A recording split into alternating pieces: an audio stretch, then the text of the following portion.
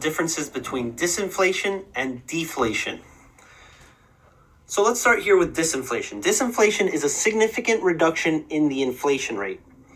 Okay, so one thing to note about disinflation is that there is still inflation during disinflation. There's still inflation during disinflation. We still have positive inflation rate, but at a lower rate than usual. Okay, so if maybe our inflation rate was 10% and now it's 8% and then 6% and 4%. Notice inflation is still positive, but at a lower rate. That's disinflation. We're bringing down the inflation rate.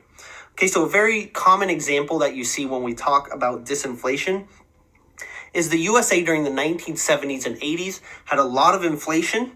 And then the Federal Reserve Chairman, Paul Volcker, had monetary policy that combated the inflation and brought it down. Okay, so let's go through this example together.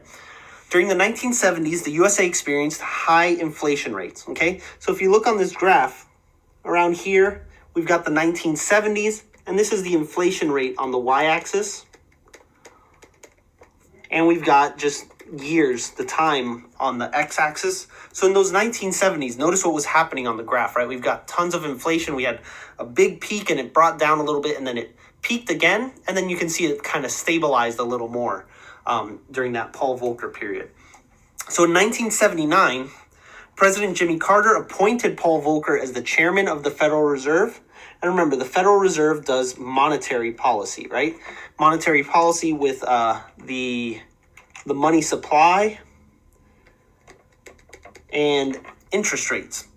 So Volcker's strict anti-inflation monetary policy brought down inflation from 10% down to 4%. So that's disinflation, right? It was 10% and he brought it down to 4%. So how did he do this? He had very strict policy, contractionary monetary policy, right? And contractionary monetary policy is what we use to combat inflation, right? We contract the economy, we bring down the money supply, and it brought down inflation, but it increased short-run unemployment. And that's what we would expect from our short-run Phillips curve, right? We've seen this inverse relationship. As inflation goes down, as we combat inflation and bring it down, well, unemployment is going to go up, right? That's what we saw in the short run. So let's go down to the graph and let's see what this looks like on our Phillips curve. So here we've got the inflation rate on the y-axis, and then we'll have the unemployment rate on the x-axis. Y-axis inflation, x-axis unemployment there.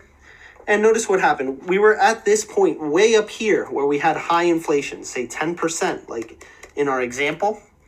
And then his contractionary monetary policy moved us down the short-run Phillips curve to a position down here, right? And this will be, let's say, that's point 1 that I mentioned up above, is him combating the inflation by bringing it down, but it increased our unemployment, right?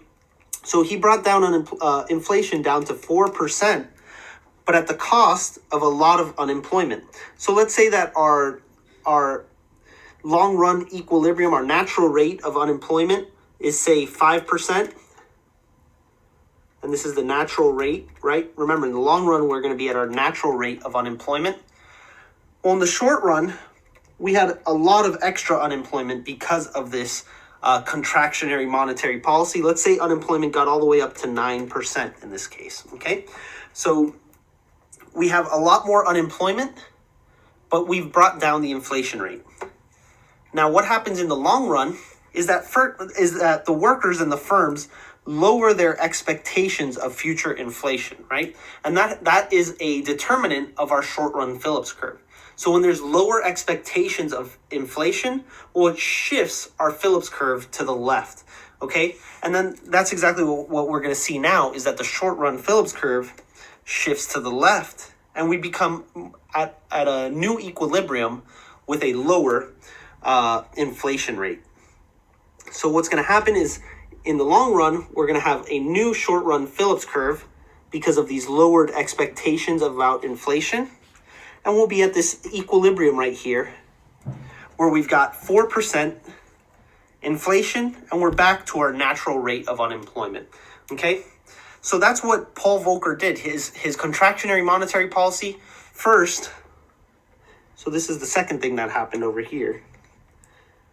Is it shifted to the left and we got to this new equilibrium right there. Okay? So that was the strict monetary policy got us through basically like that on the graph.